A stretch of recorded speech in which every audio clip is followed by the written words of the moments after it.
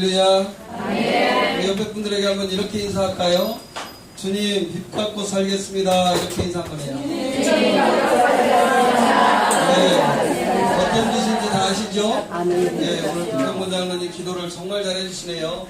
우리가 정말 복음의 빛인 자인 줄로 믿습니다. 네, 그 은혜, 그 사랑이 아니면 어찌 저와 여러분이 감히 이 자리에 계시겠습니까? 자, 오늘 준비한 말씀 같이 읽겠습니다. 전도서 1장. 전도서 1장.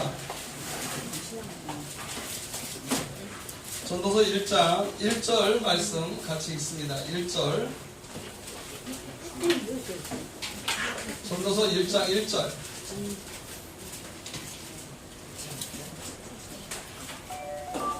다 찾으셨죠?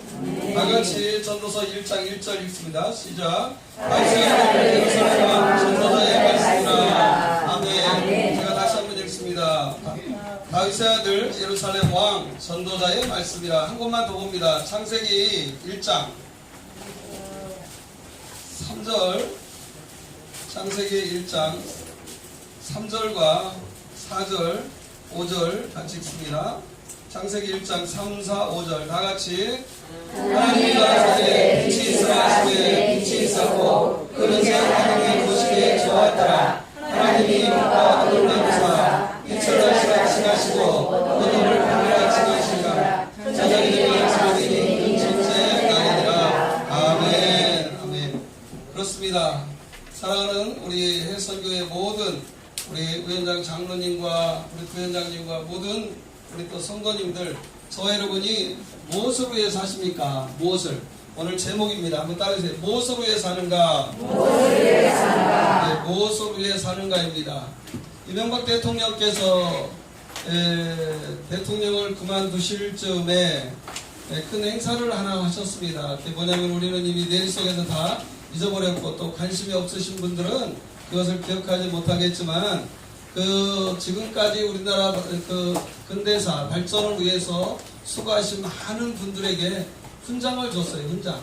그런데 그 훈장을 받은 사람들이 거기다가 우리나라 한국 사람인데 그 중에 4명이 외국 분들이 있었어요. 근데 그 4명 중에서 한 사람인 그 금탑 산업 훈장을 받은 사람이 영국의 덩컨이라는 분인데, 이미 덩컨이라는 분은 이제 돌아가셨고 그분의 아들이 와서 대신 받았어요. 왜 그분이 덩컨이라는 분이 우리나라 발전에 아주 지대한 공을 세웠다고 주었는가? 우리나라가 어느덧 자타가 공인하는 조선업의 1인입니다.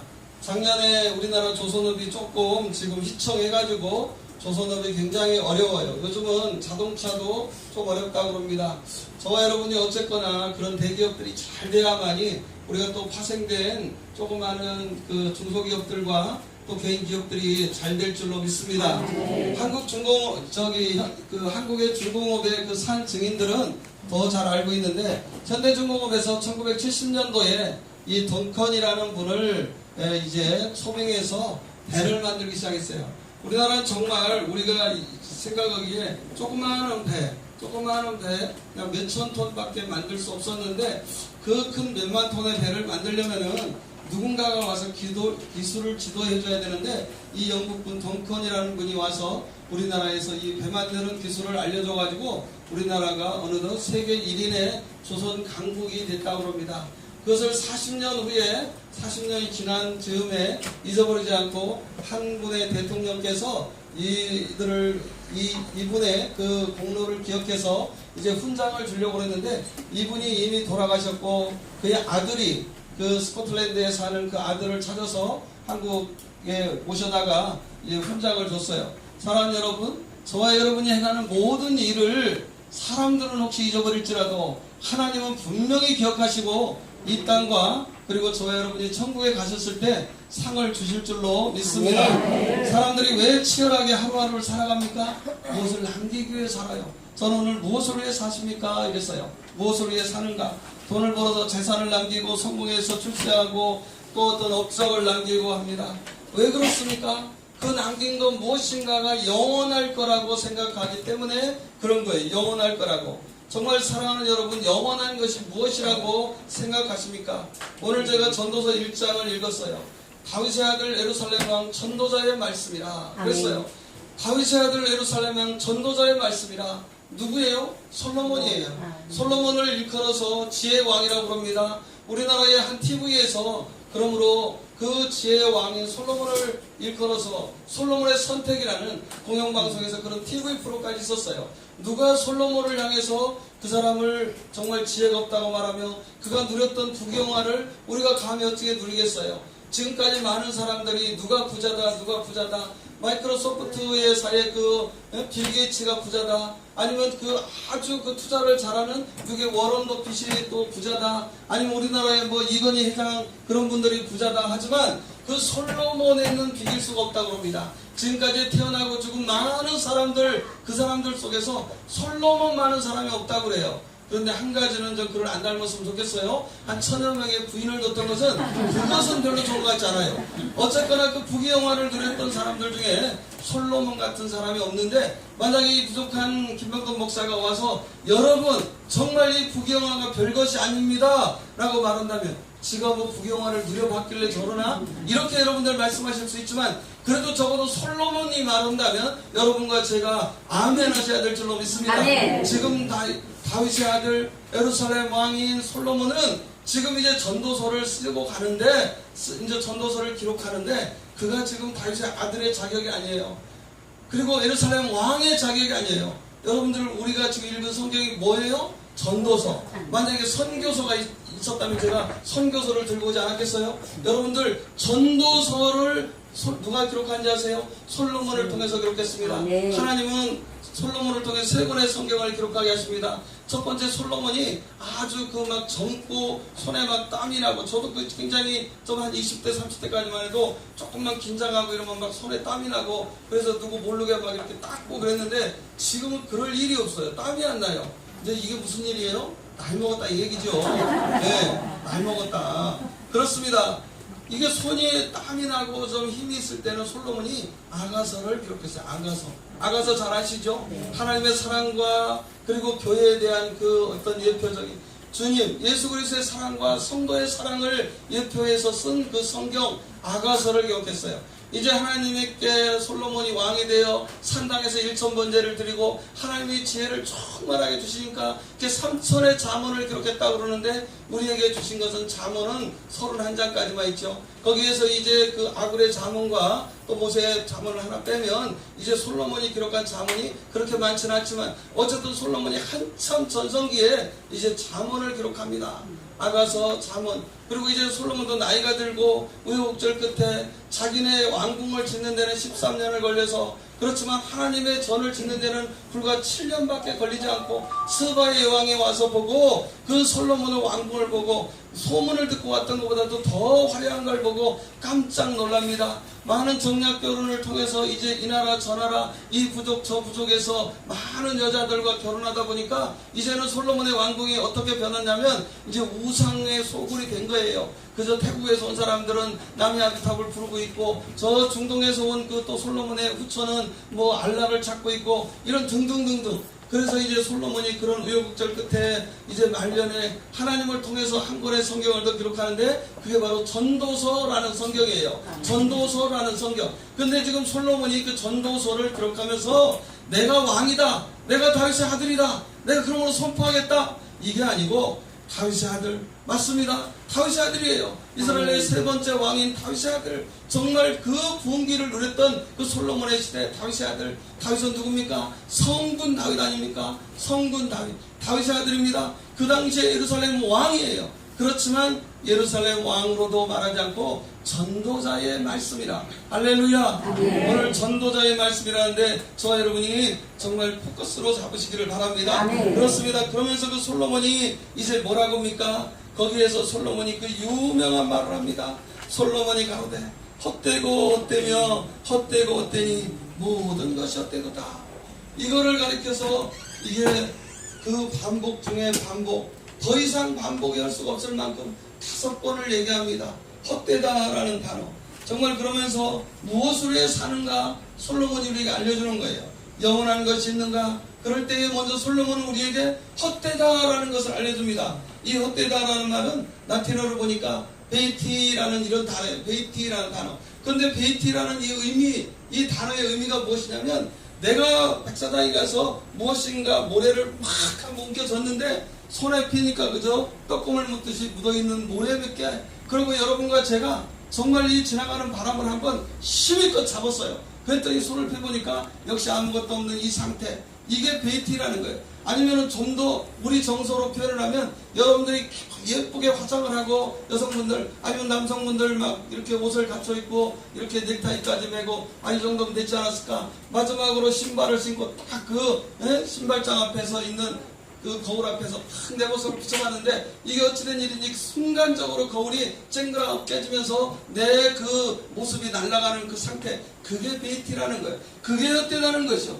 인생은 그와 같은 것입니다, 여러분. 그렇습니다. 이것을 우리에게 가르쳐주기 위해서 솔로몬이 전도서를 기록한 거예요. 전도서를 기록한 원어를 좀 살펴보면 전도서는 원래 우리에게 헛되다라는 것만 알려주는 것이 아니고 전도서를 통해서 정말 우리의 인생을 어떻게 정리해야 되는가, 우리가 무엇을 붙잡고 살아야 되는가, 그러므로 젊은 사람들에게 솔로몬이 주고 싶어서 기록했다라고 그렇게 알려지고 있습니다. 그렇습니다. 저와 여러분이 삶은 이와 같이 바람을 잡으려는 것입니다. 정말 우리가 거울 앞에 서 있는 이 화상 같은 모습이 우리의 삶이라는 것이에요. 그러면서 솔로몬은 더 나가서 거기에서 보니까 1장 4절에서 이 한 세대는 가고 한 세대는 오는데 삶이라는 것은 무의미하다. 무의미하다. 즉 피곤하다 그럽니다. 이 피곤하다는 말과 무의미하다는 말이 동의어로 쓰여져 있어요. 저와 여러분이 왜 삶이 피곤합니까? 정말 시편 90편 10절에 보니까 연수의 자랑은 70이요 강건한 81지라도 그 연수의 자랑, 그 삶의 자랑은 수고한 것과 슬픔뿐이다 그랬어요. 제가 장례를 그래도 어떻게 하다 보니까 장례를 전문적으로 제가 한 4년 동안 원로 목사님이 지시하셔서 담당을 했던 적이 있고요. 지금은 또 대기부장이라고 이렇게 부족하지만 장례할 때마다 저는 장례하러 가서 정말 거짓이 아니고 제가 은혜를 받고 옵니다. 그렇기 때문에 예수님께서도 잔치집에 가지 말고 초상집에 가라고 저와 여러분에게 그렇게 알려주신 줄로 믿습니다. 네. 그렇습니다, 여러분. 정말 피곤한 것이고 의미 없는 것이 삶이에요. 의미 없는 것이. 한 곳만 여러분들이 한번 성경을 찾아보기를 원합니다. 시편 107편 10절과 11절을 한번 찾아보세요. 시편 110편 10절과 11절. 시편 107편 10절과 11절 찾아서 시편 107편 10절과 11절 찾아서 다 같이 읽으십니다. 시작. 사람의 인간과 사망의 문제가 있으며 공고와 세상사람의 인간 하나님의 말씀을 거역하며 지존자의 뜻을 멸시한다. 아멘. 왜 사람이 저와 여러분이 이와 같이 피곤하냐? 네? 여기 나와 있잖아요. 사람이 흑암과 사망의 그늘에 앉아서 곤고와 즉 피곤함과 의미 없음과 쇠사슬에 매임은 하나님의 말씀을 거역하며 지존자의 뜻을 멸시합니다. 제가 지금 와서 다른 말씀을 전하는 게 아니고 하나님 아버지의 말씀을 여러분들에게 선포하고 있는 줄로 믿습니다. 아멘. 인생은 헛되다라고 말합니다. 그리고 인생은 피곤하다라고 말합니다. 그러면 우리에게는 이 전도서를 통해서 우리가 어떤 염세주의적인 거 아니면은 피아내적인 것을 이와 같이 느끼고 말해야 됩니까? 그러므로 솔로몬은 저와 여러분에게 그렇다면 결론적으로 무엇이 우리에게 유익한가? 아니 다른 말로 무엇이 영원한가? 오늘 제가 무엇을 위해 사십니까? 그랬어요. 사랑하는 여러분, 무엇이 영원하다고 여러분은 이해하십니까? 무엇이 영원하다고? 히브리서 13장 8절에 보니까 예수 그리스도는 어제나 오늘이나 영원토록 동일하시다. 아멘. 할렐루야. 아멘. 예수님만이 동일하신 줄로 믿습니다. 아멘. 예수님만이 동일하신 줄로 믿습니다. 아멘. 여러분 제가 오래전에 제가 아까 우리 장로님들하고 잠깐 말씀드렸는데 어떻게 직장 생활을 10년 넘게 하면서 우리 제가 담당했던 교구에 우리 목사님들은 아마 몇 번 들었을 거예요. 하다 보니 제가 외국 생활을 꽤 많이 했어요. 한 13, 14년을 외국에 살았는데 일본에도 좀 제가 있었던 적이 있어요. 일본에. 근데 일본에서 그 TV를 막 걔네들은 굉장히 이상야 같은 걸 저녁에 늦은 시간에 보여주는데 한 번은 그 진공 상태로 만들어 놓고 이 다이아몬드 우리 여성 권사님들 집사님들 다이아몬드 얼마나 좋아요? 그 다이아몬드를 세상에 큰 거 알도 한 1캐럿 정도 되는 걸 갖다 놓고 진공 상태에서 과연 이 다이아몬드가 녹을 것이냐 녹는다 몇 도에서 녹을 것이냐 이 실험을 하고 있더라고요. 그런데 이제 진공 상태에 놓고 밑에서 불을 용광로처럼 이렇게 떼서 올리는데 1200도가 되니까 다이아몬드가 다다다다다다 소리 나면서 움직이기 시작해요. 그러더니 1200도에서 그러더니 1300, 1400 그러더니 1600도 정도 되니까 퍽 하면서 순간적으로 기체가 돼서 없어지는 것을 제가 일본 TV에서 봤어요. 사랑하는 여러분, 영원할 것이라고, 영원하자고, 영원히 변치 말자고, 만약에 당신이 원하면 내가 저 하늘에 있는 별이라도 닫아주겠다고 이런 뻥을 치면서 해준 그 반지 변하지 않을 것 같지만 불과 1600도에서 녹아버리더라는 거예요. 사랑하는 여러분, 이 세상에 영원한 것이 무엇이라고요? 예수님이 영원하신 줄로 믿습니다. 마태복음 24장 35절에 천지는 없어지겠으나 내 말은 없어지지 아니하리라. 하나님의 말씀이 영원하신 줄로 믿습니다. 저와 여러분에게 주어진 성경 66권의 이 말씀만이 영원하신 줄로 믿습니다. 그러므로 성경이 저와 여러분에게 생명인 줄로 믿습니다. 더 나아가서 요한일서 2장 17절에 이 세상도 그 정욕도 지나가되 오직 하나님의 뜻을 행하는 자는 영원히 거하느니라. 하나님의 뜻을 행하는 자가 영원히 거합니다. 그렇다면 저와 여러분이 오늘 하나를 붙들어야 돼요. 과연 하나님의 뜻이 무엇일까? 하나님의 뜻이 무엇일까? 성경에는 몇 가지 하나님의 뜻에 대해서 말씀하십니다. 항상 기뻐하라, 쉬지 말고 기도하라, 범사에 감사하라. 이는 그리스도 예수 안에서 저와 여러분을 향하신 하나님의 뜻이라고 말씀하십니다. 여러분과 제가 그렇게 날마다 기뻐하시며 기도하시고 감사할 수 있기를 예수님의 이름으로 축복합니다. 그런데 여기서 제가 말씀하시는 하나님의 뜻이란 무엇이냐면요, 하나님의 뜻이 무엇인가? 그렇습니다. 요한복음 6장 40절 내 아버지의 뜻은 아들을 보고 믿는 자마다 영생을 얻는 이것이니 마지막 날에 내가 이를 다시 살리리라 하시니라. 할렐루야. 영생이라는 거예요. 영생. 예수 그리스도가 영원하십니다. 여러분에게 허락된 영생이 영원하신 줄로 믿습니다. 영생이. 그러므로 영생에 대해서 저와 여러분이 알고 있는 게 무엇이에요? 요한복음 3장 16절에 하나님이 세상을 이처럼 사랑하사 독생자를 주셨으니 이는 저를 믿는 자마다 멸망하지 않고 영생을 얻게 하려 하심이니라. 맞습니다, 여러분. 맞습니다. 그렇지만 예수님은 겟세마네 동산에서 요한복음 17장에 보면은 그 정말 땀방울이 빗방울이 될 정도의 그 기도를 하시면서 영생에 대해서 아주 간략하게 정의를 하십니다. 아니, 안 그런 분들도 계시지만 돈 좀 조금 더 주고 산 성경은 빨간색과 검정색으로 구분이 돼 있어요. 그 내 것이 전부 깜정색이다. 그 좀 싼 성경이라고 생각해요. 네. 그렇습니다. 여러분, 그 17장이 온전히 빨간색이에요. 그건 무슨 말씀이에요?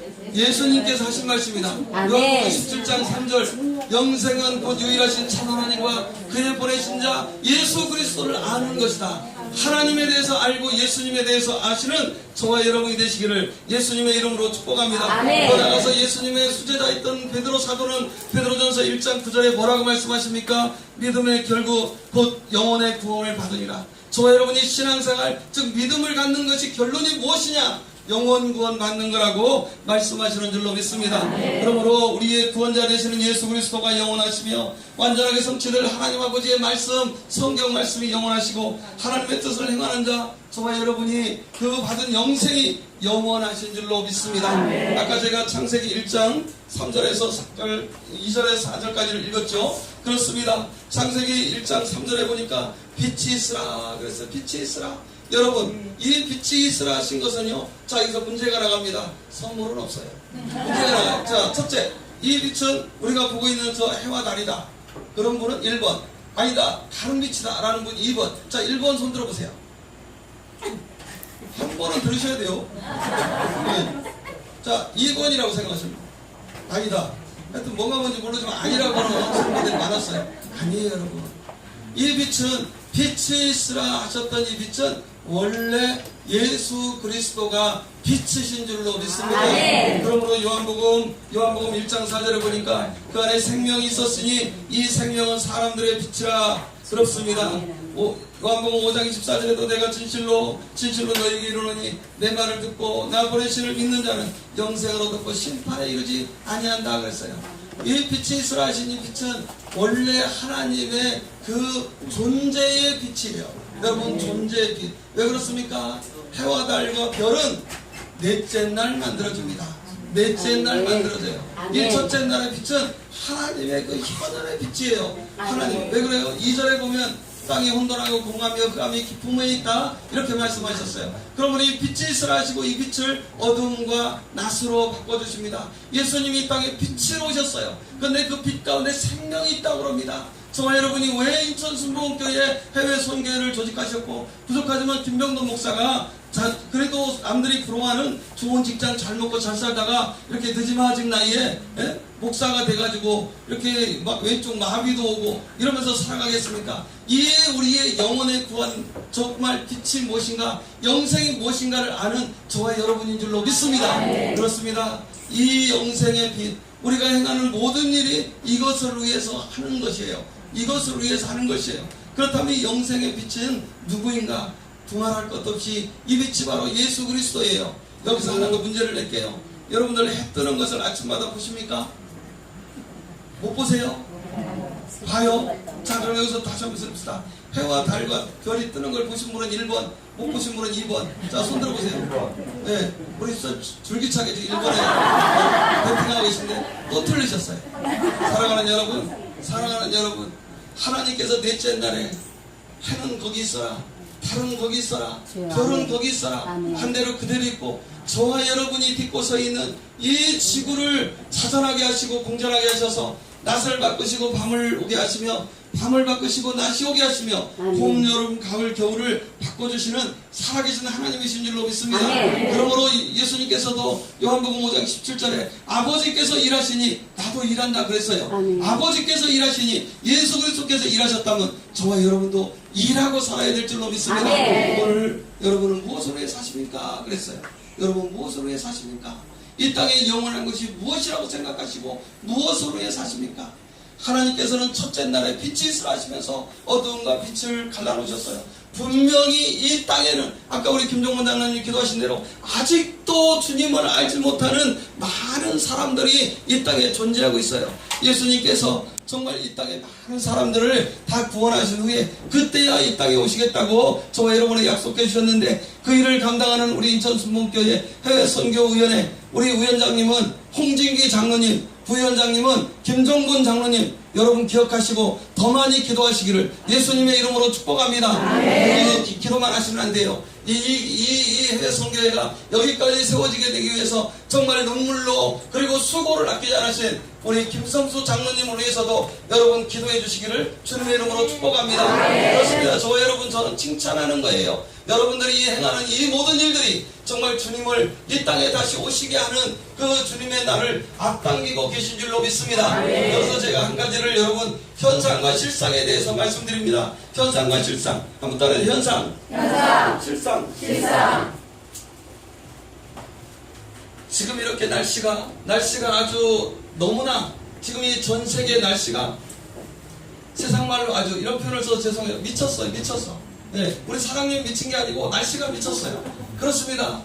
어디에서는 비가 안 와야 되는데 엄청나게 비가 오고 어디에서는 그냥 선선해야 되는데 막 너무 뜨거워가지고 소들이 다 막 죽어나가고 가축들이 다 죽어나가고 그리고 막 1년에 막 몇 천만 마리씩 닭을 막 그냥 묻어버리고 오리를 묻어버리고 소를 묻어버리고 돼지를 묻어버리고 이런 상황이 지금 이 지구 위에서 아니 우리가 사는 대한민국에서도 일어나고 있는 것을 저와 여러분이 묵도하고 계십니다. 보고 계시다는 이 말씀이에요. 그러니까 사람들이 뭐라 그래요?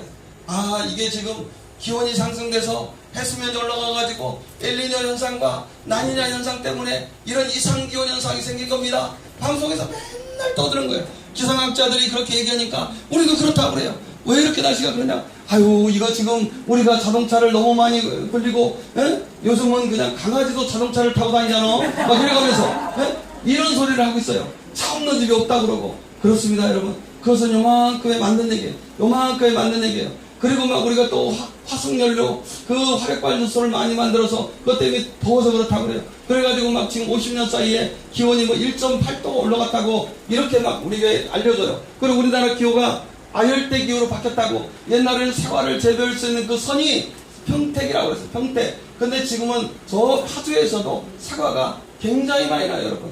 여러분들은 지금 사과를 먹으면서 이게 파주 사과인지 아니면 예산 사과인지 제가 그 충청도 쪽이 고향이라 예산 예전에 초등학교 때 예산 사과 농장으로 소풍을 나갔어요. 근데 지금은 파주에서도 사고가 나요. 이런 현실이 왜 그런지 아십니까? 이 지구에 정말 미친 것 같은 이 날씨, 정말 정신없는 이 날씨, 그리고 이런 어떤 이상기온 현상은 우리가 보는 하나의 현상이에요. 현상. 그렇다면 정말 왜 이렇게 되는가? 이거의 실상에 대해서는 엘니뇨와 나니냐라는 것은 요만큼의 이유고, 분명히 주님께서 마태복음 24장에 마가복음 21장에 그리고 요한복음에도 수도 없는 곳에서 내가 올 때는 이런 일이 있을 것이다, 처처의 기근이 있을 것이다, 지진이 일어날 것이다, 일기예보에 이런 모든 현상들이 원역이 있을 것이다, 이것을 주님께서 이미 예언하신 줄로 믿습니다. 그러므로 저와 여러분들은 영안이 열려서 주님이 오시는 발자국 소리를 들으시고 정말 우리가 이 시대에 무엇으로 해서 살아야 되는가를 여러분들과 제가 깨어나는 시간 되기를 주님의 이름으로 축복합니다. 아직 우리를 듣지 못하는 어두운 귀를 가진 것이고 보지 못하는 어두운 눈을 가진 라오디게아 교회와 같은 성도들과 같은 그런 삶인 것을 아시기를 주님의 이름으로 축복합니다. 그래서 저와 여러분이 정말 어떤 일을 행해야 되느냐, 아직도 주님을 알지 못하는 곳에 가서, 아직도 어둠에 가서 밤에 있는 자들에게 이 빛 대신 예수 그리스도를 전하여, 정말 이 빛 대신 예수 그리스도를 우리가 선포하여 그들이 밤에서 낮으로 바뀌는, 그러므로 영생을 얻게 되는, 영원한 영생을 얻게 되는 이런 은혜가 있기를 예수님의 이름으로 축복합니다. 우리가 이곳에 모이는 것 너무나 중요한 거예요. 여러분, 해외선교위원회에 모이는 거 너무나 중요한 거예요. 제가 오늘 일부러 일찍 왔어요. 해외선교위원회에 부르기가 어떨까? 부르기가 어떨까? 제가 1시간 25분에 와서 강사인 척하고 여기를 이렇게 들어올 수도 있는데 제가 그럴 필요가 없더라고요. 그래서 별로 그렇게 바쁜 일이 없어서 일찍 와봤어요. 그때 여러분들 이렇게 식사하시고 분위기가 너무 좋았어요. 그래서 제가 장로님들하고 대화도 나눌 수 있고, 내가 우리 홍기기 위원장님한테 그랬어요. 제가 어떻게 할 건지 한번 장로님한테 여쭈고, 그래서 일찍 왔습니다. 여러분 그랬어요. 여러분들 이렇게 하시는 거 너무 좋아요. 감사해요.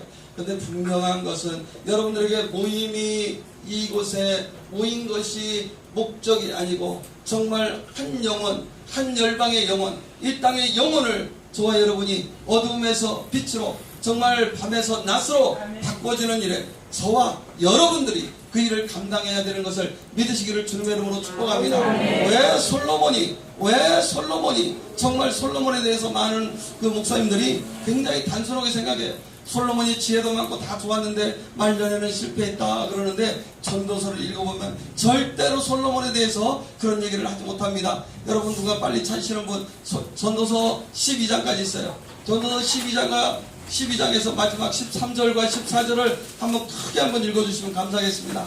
전도서 12장 13절과 14절.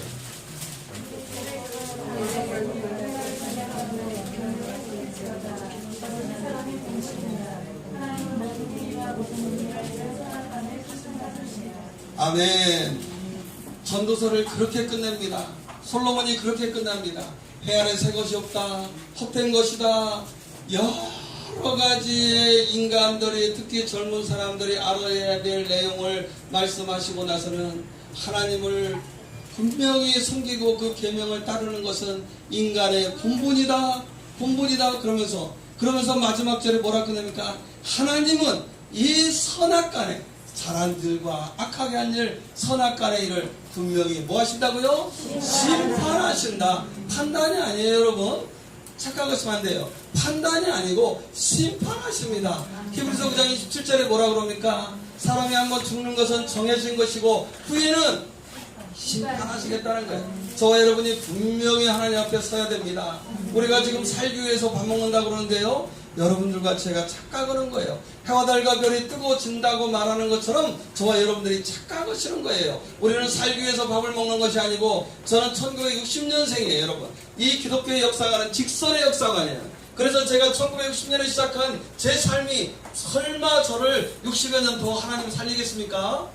저는 분명히 제가 살아온 삶이 앞으로 살아갈 삶보다 더 살았다고 생각해서 제가 이제 얼마 남지 않았다고 생각합니다. 여러분들은 어떠신지 모르겠어요. 여러분들은 어떠신지 모르겠지만 분명히 우리의 인생의 역사는, 즉 기독교의 역사관은 직선의 역사관이에요. 시작이 있으니 내가 알파라고 말씀하시는 하나님께서 오메가로 끝내시는 줄로 믿습니다. 그러므로 분명히 저와 여러분이 심판하시는 거예요. 심판하실 일에 대해서 우리에게 사명이 주어진다면 분명히 그 사명을 완수해야 될 줄로 믿습니다. 말씀을 정리하겠습니다. 사랑하는 여러분, 해외 선교예요. 선교에. 여기서 한번 제가 또 한번 질문을 할 거예요. 선교와 전도, 선교와 전도에 대해서 나는 선교와 전도를 구분해서 설명할 수 있어요 라고 우리 장로님들 빼시고요, 하시는 우리 권사님들이나 집사님들 계시면 내가 준비를 아직 못했지만 우리 장로님한테 10,000원 꿔서라도 드릴게요. 나 자신있게, 네. 전도와 선교를 구분할 수 있겠습니다. 적어도 내가 인천 순복회 해외 선교의 일원이라면 회원 카드를 쓰고 이곳에서 선교사님들을 위해서 중보하시며 그 일에 대해서 내가 담당하는 정말 한 선교사 같은 역할을 감당한다면 전도와 선교는 분명히 구분할 수 있을 정도의 우리의 분명한 비전이 있어야 될 줄로 믿습니다. 여러분, 왜 갑자기 아멘이 그렇게 적어졌을까요? 여러분 따라해주세요. 사명, 미션, 에벤젤리스트. 한번 따라하세요. 에벤젤리스트. 에벤젤리즘. 다 같은 소리예요. 전도가 무엇이라고요? 전도가 미션이에요, 여러분. 사명이에요. 그렇습니다. 우리 원로 목사님께서 언젠가 한번 강단에서 그걸 정리를 해주셨어요. 우리가 전도와 선교에 대해서 너무 그렇게 크게 구분하지 마라. 근데 그거를 굳이 학술적으로 구분한다면, 타 문화권에서 내가 복음을 전한다면, 타 문화권에서 그거는 전도라는 거예요. 대한민국 땅에서 내가 지금 나가서 이 앞에서 전도지를 주면서 예수 믿고 구원받으세요 이렇게 말한다면 그것은 전도가 되는 거예요. 그런데 내가 대한민국 땅에서라도 가시는데 오해 없기를 바랍니다. 조금 우리보다 또 까마신 분들, 까마신 분들이 지나가니까 가서 예수 믿고 구원받으세요 하고 했어요. 그것은 바로 선교가 되는 거예요. 그렇습니다. 여러분, 지금 나가 있는 선교사님들은 M1지역, M2지역, M3지역, 이것은 선교학적으로 전문 용어예요. M1지역은 같은 문화권이에요. 그분이 가서 그 문화 사람을 선교하는 거예요. 쉽게 얘기해서 우리 나라마다 가면은, 저도 외국에 아까 말씀드린 대로 몇 년 살았다고 그랬잖아요. 그러면 거기에 전부 한인교회가 있어요. 한국 분이 오셔서 한인교회를 운영하는 건 이건 M1 선교사예요. M1 선교사. M2 선교사예요. M2 선교사. 이것은 내가 예를 들어서 그렇게 살면서 언어도 다르고 예를 들어 조금 다른 거. M3는 완전히 달라서 언어도 틀리고 인종도 틀린 그런 곳에 가서, 그래서 그런 분들은 이름을 자기네들이 밝히지 않고 예를 들어서 뭐 송이란 선교사 그냥 이름을 이란으로 줘서 가는 거예요. 뭐 이태국 선교사 태국에 가서 이런 식으로, 아니면은 또 뭐 이렇게 저기 뭐 타지키스탄, 우즈베키스탄 탄탄 타는데 이런 데 가서 이런 분들 그렇습니다. 그런데 그 전도와 선교에서 그 구분을 그 정도 한다면, 그러면 전도한 것과 선교한 것이 어떻게 더 조금 더 나눌 수 있는가? 선교사님이 하시는 것과 전도자가 하는 일이 그렇게 다 복음을 전하는 거라면, 그럼 전도는 내가 가서 할 수 있는 거예요. 여러분들 국내 전도회에서 그 개척교회 나가서 전도하시는 거, 그분들 다 전도자고 그분들에게 다 전도하러 가는 거예요. 여러분들이 여기 계시지만 그 선교사님들을 위해서 중보하시고, 아까 말씀 내실 때 우리가 인색하지 말고 헌금